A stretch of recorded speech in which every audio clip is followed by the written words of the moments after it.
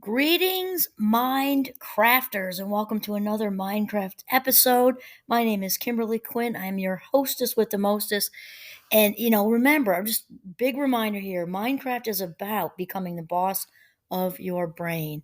As thoughts come first, followed by feelings, and then actions. Therefore, what we think, what we allow in, is what dictates how we feel and how our day unfolds.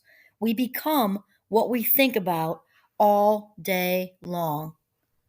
So, what I'd like to talk about today is sort of practicing maintaining in the eye of the storm. And we talk a lot about whatever we practice, whether it's positive or negative, right? We get better at. So we can get better at practicing the violin or get better at robbing banks as long as it's just true. Whatever we invest our energy in is what improves, right? It's what works out. It's what gets better. And so the eye of the storm, of course, is that specific spot that's sort of in the middle of the hurricane or the tornado that's um, calm and sort of isolated from the chaos. I'm just picturing a twister in my head right now, like the chaos of just insanely high winds, um, water, depending on what it is, water, dust, just swirly, swirly, swirly, while the middle stays completely kind of Zen monk calm. And my inspiration today is coming from Richard Carlson. It's interesting. Some of these oldies but goodies, I've got a lot of new people I'm listening to, just so many, and so many books. And I'm in a couple of very exciting entrepreneurial groups, and they're constantly, or we are constantly referring books to each other. And so there's all kinds of good stuff coming. And then it's kind of like that old Girl Scout song. Where does that go? Make new friends. We keep the old one is silver and the other's gold. Forget I couldn't hit a note with I hit with a 2 by 4, so my apologies for that. But the point is that that's true with friendships, and for me, that's true with uh, the people in my lives who aren't aware that they're in my life, like Oprah and Richard Carlson and Sarah Von Bresnik, and sometimes Julia Cameron with The Artist's Way, and then I've got all my new people, Joe Dispenza and Aaron Doughty, and all these people just providing so much wisdom. So anyway, Richard Carlson's books are they're the Don't Sweat the Small Stuff books, and they're kind of set up similar to Sarah Von Bresnick's. They're like one page maybe, and they just give you just enough, like as people say, nuggets. They give you nuggets. And so we're getting back to what we're talking about, which is the remaining in the eye of the storm. You know, um, just sort of how nice it would be and can be and will be if we practice this. So when everything around us is crazy and turbulent, maybe even violent, right? And we stay in the center, calm and serene and removed from all of that that's going around us. And um it's amazing that Richard says that surprisingly enough, it's much easier than we might think, to for us to imagine being the eye of our human storm, right? The family storm, and being and just sort of maintaining that calm. And he says what it takes is intention and practice. That is absolutely true. And I know that those of you who have listened to the Minecraft episodes know that my everyday thing is gratitude. I do my gratitude journal, which is literally done before the microwave beeps with my hot tea. And then I'm out the door with Giovanni in the woods. I do my whole prayer thing, and I always set, how can I be of service? Because that's important to me too. And then I set an intention, and I sometimes think people just like, I don't know, don't take it seriously or just poo-poo it. But setting a very deliberate intention in the morning has everything to do with how your day unfolds. Everything. We can't always control the curveballs that happen, the phone calls that happen, and changes that, happen in our schedule during the day, whatever. Though that intention is going to have that day unfolding much, much, much, much better than without one. I mean, we just know that to be true. So Richard talks about, let's say, let's kind of say you even have notice for the chaos. it's something planned. Let's say it's graduation, or it's a big family barbecue or reunion, or it's the holidays. We all know how turbulent that can be. So you have noticed for the turbulence, you have noticed for the family, metaphorically speaking, the family tornado, the family hurricane, the family nor'easter. And if you know that that's coming, Richard talks about having a talk with yourself, and this internal dialogue is very important. It comes back to intention. We can intend, of course, you can intend to avoid the whole thing and don't go. That might work for you too. Let's just say it's more complicated than that, because there are people there who you like and you want to see, people there who maybe need you to be there. So the whole thing is a little more complicated than just avoidance behavior, right? So he talks about how we can, sort of intend that no matter what's going on around us, to remain in the eye of the family storm and just remain in our zen. We can also dip out and take a walk, dip back in, but no matter what, our energy is not buying into the energy encircling us in crazy motion. We are not getting caught up in that current. We're not getting caught up in the, 140 degrees, sorry, 140 mile per hour winds whipping around us, ripping roofs off of houses and capsizing cars.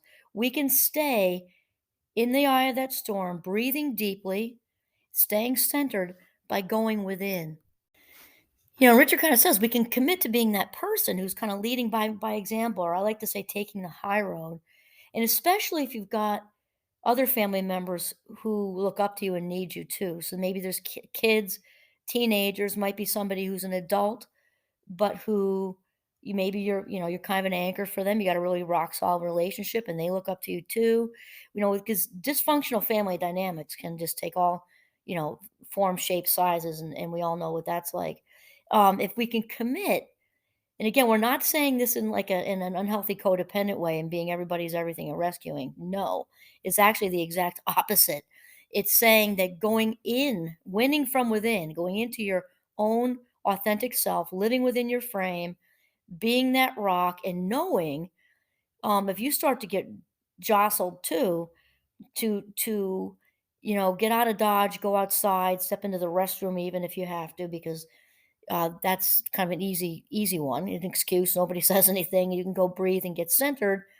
And the big emphasis on breathing, because that deep breathing, just that deep breathing is, remember, is a neurological reset, taking us out of the past or present and into the now, into that Zen place. Even if you're in the eye of the storm and the past and present is milliseconds, okay? Sorry, past and future are milliseconds away from you. You're right in it. You can still breathe deeply, even if you can get away for a minute, and return to that place of calm, that eye of the storm. And also, we talk about the practicing. So typically, just like learning to play the guitar, or line dancing or something, or taking up sign language, it's all in little bits, right? We don't just jump to, with the guitar and playing Margaritaville in after, 30 minutes of a lesson. No. So it's small bits. And so it's very important just to sort of mentally celebrate these little successes. If you got through even the mildest of family gatherings that just had a little bit of spice to it that you didn't like, but you did it, and you stayed kind of anchored in that eye of the storm. Give yourself kind of, some kudos. Give yourself some kudos and realize that each and every time you have success with this, and we're not looking for perfect, that is a very bad word. We're talking about it turned out better than maybe it used to, and you were calmer than you used to be. And, we're looking for better. We're looking for progress, not perfection. And that is a success. And all these little successes add up. They add up, and it's kind of like they go in the self-esteem bank. We get stronger and stronger and stronger. And what's also cool, um, I'm saying it in an authentic way, is we can also, when we get stronger, we can also, be stronger for others that might need us too. I'm not saying it in a codependent way. I'm gonna be very careful. Just let's say they're kids or teenagers and like, wow, Uncle Johnny is the bomb. How did he handle that? And that gives them a visual for not getting caught up in all the mashugana. It's just because it just isn't necessary to get, and it can be so easy. We can just follow along with that like lemmings and just get all caught up in it when all it takes is some intention, some deliberate intention, and then some follow through, and we can do it. And so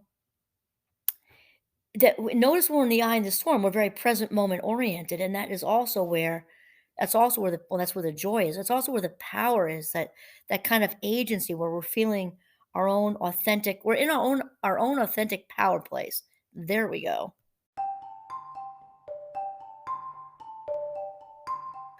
So I'm kind of thinking of the martial arts with this too, like in general with mindfulness, because John Kabat-Zinn is all about being able to drop in at any moment just to do a check on yourself. And if you're a place where you feel you can close your eyes comfortably, I'll tell you, I don't even care anymore. I'll be in the dentist's office, doctor's office, waiting for a meeting. I know people are walking in.